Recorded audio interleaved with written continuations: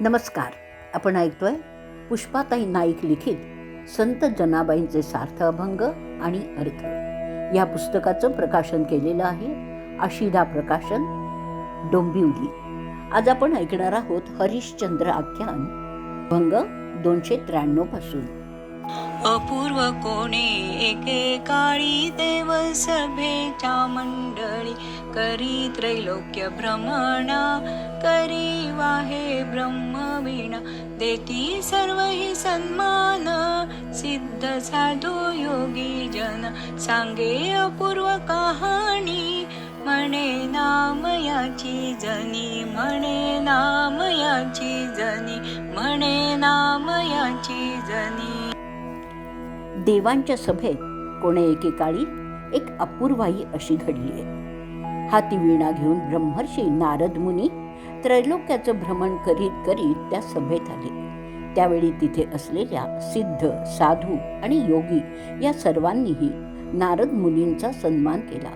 नामयाची जनी याबद्दल एक अपूर्व अशी कहाणी सांगतीये. त्यासाठी आपण 294 अभंग ऐकूयात. नारद सांगे मृत्यू लोकी, हरिश्चंद्र पुण्य श्लोकी, कैसा सत्वाचा समुद्र, ऐसा नाही नृपवर. नारदाची ऐकून गोष्ट, सुखावला तो वसिष्ठ, कोप विश्वामित्रा आला, कैसा वाढविता शिष्याला. तप तेजे सूर्य राशी, छळित म्हणे हरिश्चंद्रासी, उदय पश्चिमे दिनकर, सत्व ढाळीना नृपवर. वसिष्ठाच्या ऐकुनी बोला विश्वामित्रा, क्रोध आला, जरी उतरेल माझ्या तुकी, देईना आपुल्या तपासी. ऐसा दोघांचा संवाद, होता उठला नारद, इंद्र म्हणे का निर्फळ, शब्दा शब्दी वाढेल कळ. ऐसे ऐकता वचन, जनी म्हणे केले गमन, जनी म्हणे केले गमन. अर्थ: पुण्यश्लोक असा हरिश्चंद्र राजा पृथ्वी तलावर राज्य करीत आहे असं नारद सांगतात. तो राजा म्हणजे शुद्ध सात्विक गुणांचा समुद्रच आहे, असा श्रेष्ठ राजा कधी झालेलाच नाही असं नारदांचं बोलणं त्या ठिकाणी असलेल्या वसिष्ठ ऋषींनी ऐकलं आणि त्यामुळे ते फारच सुखावले. वसिष्ठांच्या शिष्यांचा हा मोठेपणा विश्वामित्र ऋषींना सहन झाला नाही तर नाहीच, पण ते रागावलेही खूप आणि म्हणाले, तुमच्या शिष्याची एवढी वाढवून स्तुती का करता असंही विचारलं. सूर्य तेजाप्रमाणे माझ्या तपाच्या तेजाने मी हरिश्चंद्राचा छळ करीन. पण हरिश्चंद्र राजा म्हणजे एखाद्या वेळी सूर्य पूर्वेच्या ऐवजी पश्चिमेला उगवेल, पण हा राजा स्वतःचं सत्व कधीच न ढळून देणारा आहे असं वसिष्ठ मुनींचं बोलणं ऐकून तर विश्वामित्र ऋषी अधिकच क्रोधित झाले आणि म्हणाले, तो जर माझ्या बरोबरीला उतरला तर मी माझं तप त्याला अर्पण करीन. असा दोन्ही ऋषींचा संवाद चालू असताना तिथून महर्षी नारद निघून गेले. यावेळी सभाधिपती इंद्र म्हणाला, कशाला निर्फळ वाद करताय, या शब्दाशब्दींमुळे उलट भांडणच आपापसात वाढेल. असं बोलून इंद्रही निघून गेला असं जनी म्हणते. इंद्र सभे झाला वाद, करू रायासी सावध, येरीकडे ब्रह्म ऋषी, कृपे वळला शिष्यासी. नवी व्याली जैसी गाय, पक्षी अंडजीचे पाय, बाप माझा तैशा परी, होय शिष्याचा सहाकारी. येऊनिया मागेल तू ते, छळ करील गादी सुत. बापा सावध अंतरी, सत्व ढाळील नाना परी, धरी श्वापदांच्या झुंडी, तुझ्या देशात भवंडी. मानी शब्दाला आमोच्या, वनान जावे ऋषींच्या, ऐसे बोलो निरायासी, गेला वसिष्ठ तपासी. तुझ्या सत्वाला गी हानी, करू इच्छी म्हणे जनी, करू इच्छी म्हणे जनी. इंद्र निघून गेला तरी सभेत वादावाद चालूच होता. राजाला सावध करायचं की नाही. इकडे वसिष्ठ शिष्यावर म्हणजे राजा हरिश्चंद्रावर कृपा करते झाले. गाय व्यायली की जशी बछडाला चाटते, नुकत्याच जन्मलेल्या पिल्लाकडे पक्षी जशी झेप घेते, त्याचप्रमाणे माझा पिता शिष्याला मदत करते झाले. हा गाधीसूत म्हणजेच विश्वामित्र तुला काहीतरी मागून छळेल.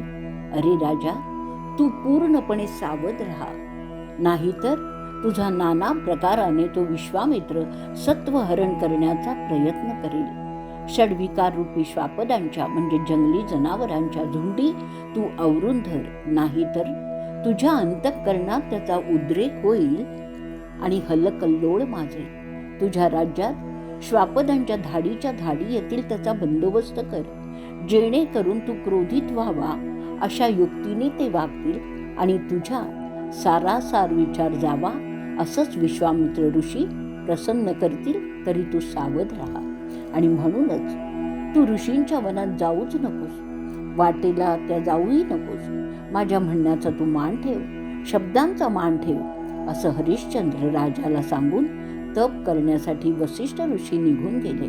तुझं सत्वहरण विश्वामित्र करू इच्छितोय जनी असं म्हणतीये. भवंडी म्हणजे माकुळ. पुढचा श्लोक ऐकूया. 296. विश्वामित्रे तक्षणी सिद्ध आश्रमा येऊनी, बैसे येऊनी आश्रमासी करी मातंग यागासी. सहस्त्र अवदान आहुती होता प्रकटली शक्ती. विश्वामित्रे तये वेळे देवी वरदानाचे बळे. व्याघ्र हिंडती राने राने बंद केले येणे जाणे. कृपान जाती कृषिक तीर्थयात्रेसी पांथिक. धनून जाती वनासी वाट नाही व्यवहारासी. प्रजा जाऊनी राजसभे हात जोडून या उभे. ऐसी प्रजेची हे वाणी राजा विचारी तो मनी. गुरु वचन धरिता चित्ती माझी होईल अपकीर्ती. राव निघाला स्वारीसी म्हणे नाम याची जनी. म्हणे नाम याची दासी. त्याच क्षणी विश्वामित्र इंद्रसभेतून निघून सरळ सिद्ध आश्रमात आले आणि मातंग याग म्हणजे यज्ञ करण्यास सुरुवात केली. आणि पाहता पाहता 1000 आहुती होम द्रव्याच्या पूर्ण होताच त्या ठिकाणी मातंग शक्ती प्रकटली. मातंग शक्तीच्या वरदानामुळे विश्वामित्रांनी त्यावेळी सगळ्या रानावनातून व्याघ्रांना हिंडायला लावलं. त्यामुळे रानवाटा बंद झाल्या. वाघाच्या भीतीने शेतकरी शेतात जाईनात. तीर्थयात्रेस पांथिक घाबरल्याने जाईनासे झाले. गायी वनात जाईनाशा झाल्या. त्यामुळे सर्व व्यवहारच ठप्प झाले. अशा वेळी प्रजा राजसभेत राजाकडे जाऊन हात जोडून सर्व काही सांगते झाले. ते ऐकून राजा मनात विचार करायला लागला की गुरु वसिष्ठांनी तर सांगितलंय की रानावनात जाऊ नकोस. हे त्याला मनात आठवल्याने विचारात पडला की गुरु वचनाला जर मी जागलो तर माझी अपकीर्तीच होईल. ज्यावेळी प्रजा काकुळतीला राजापाशी येऊन विनंती करायला लागली आणि आम्हाला निर्भयपणे सर्वत्र फिरता यावा याचा बंदोबस्त करा अशी काकुळतीने विनंती केली, त्यावेळी राजा मनाशीच विचार करायला लागला की वनात जाऊ नये अशी गुरूंची तर आज्ञा आहे, पण वाघांच्या बंदोबस्तासाठी जर मी वनात गेलो नाही तर प्रजेच्या संरक्षणाचे माझं कर्तव्य चुकवून माझी तर अपकीर्तीच होईल. त्यामुळे गुरु आज्ञा मोडावी लागली तरी मला वनात गेलंच पाहिजे. नामयाची दासी म्हणतीये की या विचाराने राजा पशूंचा बंदोबस्त करण्यासाठी वनात निघालेला आहे. आपण शब्दार्थ जरा बघूया. मातंग म्हणजे माग, कृषिक म्हणजे शेतकरी, अवदान म्हणजे 1 आहुती पुरते होम द्रव्य. पुढचा आपण अभंग ऐकूया. 297. नाना वाजंत्र्याच्या ध्वनी राजा आरूढला वहनी. राव प्रवेश लावणी अवघी श्वापदे मारुनी. आश्रमी आला यासी राव केले ऋषीने लाघव. मृग कनकाचा साजरा आला रायाच्या सामोरा. गुणी लाविलासे बाण घेऊ पाहे त्याचा प्राण. येरू किलान मारुनी जाय धरणीनं ठेवी तो पाय, राव लागे तया पाठी, दमन समावे पोटी, प्रवेशला तये वनी, देखे अपूर्व नयनी, धेनू व्याघ्र एके स्थानी, चाटी एकमेका लोनी, निर्वैर श्वापद गुण, राव विस्मय करी देखोन, पुढे जाता सुगंध पाणी, राव स्नाना ते करुनी, भावे पूजिला गिरिजावर, नमन केले जोडूनी कर, विश्वामित्रे तयावनी, दोघी रूपसा नयनी, राया पुढे नृत्य करी, टाळ वीणा झणत्कारी, द्रव्य आणविले अपार, राव देतो आपुल्या करे, नाही द्रव्यासी कारण, तुझ्या स्वरूपासी लीन, बोले मुनिवर्य दासी, राजा कोपला मानसी, आज्ञा केली प्रधानासी, मारा बाहेर घाला याशी, रक्तवदन आश्रमासी, म्हणे नाम याची दासी, म्हणे नाम याची दासी. नाना वाद्यांच्या गजरात राजा त्याच्या वाहनावर आरूढ झाला. राजाने वनात प्रवेश करून सर्व श्वापदांना मारून टाकलं. त्यावेळी आपल्या आश्रमात आणण्यासाठी विश्वामित्र ऋषींनी एक लबाडी केली. स्वतः सुंदर सोन्याचं हरिण होऊन राजाच्या सामोरा आला. सुंदर कांचन मृग दिसतात राजाने शिकारीसाठी त्याच्यावर बाणाने नेम धरला. पण त्या कांचन मृगाची एवढी गती होती की तो उडी मारून पळत असताना त्याचा पाय जमिनीवर टेकतच नव्हते. राजा त्याच्या मागोमाग गेला, पण शेवटी तो खूप दमला. त्याच वेळी त्या कांचन मृगापाठोपाठ वनात राजा गेला आणि तिथे अपूर्व असं दृश्य बघितलं. ते असं की गाय आणि वाघ एकाच ठिकाणी बसून दोघेही प्रेमाने एकमेकांना चाटत होते. निर्वैरपणे अनेक अशा प्रकारची श्वापदं पाहून राजा आश्चर्यचकित झाला. थोडंसं पुढे गेलं तर त्याच्या स्नानासाठी सुगंधी पाणी तयार करून ठेवलेलं त्यांनी पाहिलं. पुढे गिरिजा पतींचीही म्हणजे पार्वतीचा पती शंकराची मनोभावे पूजा राजाने केली. त्या शंकराला नमस्कार केला. विश्वामित्रांच्या त्या वनात दोन्ही सुंदर स्त्रिया टाळविणेच्या झणात्कारात राजा पुढे नृत्य करीत होत्या. अपार असं आणलेलं द्रव्य तुला आम्ही आमच्या हाताने देतो, असं राजा त्या दोघी नृत्यांगनांना म्हणाला. त्यावर त्या नृत्यांगना म्हणाल्या की आम्हाला द्रव्य नको आहे, आम्ही तुझ्या स्वरूपाशी लीन झालेलो आहोत, तुझ्या रूपाला आम्ही भुललेलो आहोत. असं विश्वामित्रांच्या दासी बोलताच राजा मनात क्रोधित झाला आणि राजाने प्रधानाला आज्ञा दिली की या दोघींनाही इथून बाहेर काढा. जनाबाई म्हणतायत अशा रीतीने आश्रमात येऊन राजाचं मुख क्रोधाने लाल झालं. लाघव म्हणजे डमाडी, साजरा म्हणजे सुंदर आणि किलान म्हणजे उडी किंवा उड्डाण. पुढचा अभंग ऐकूया 298.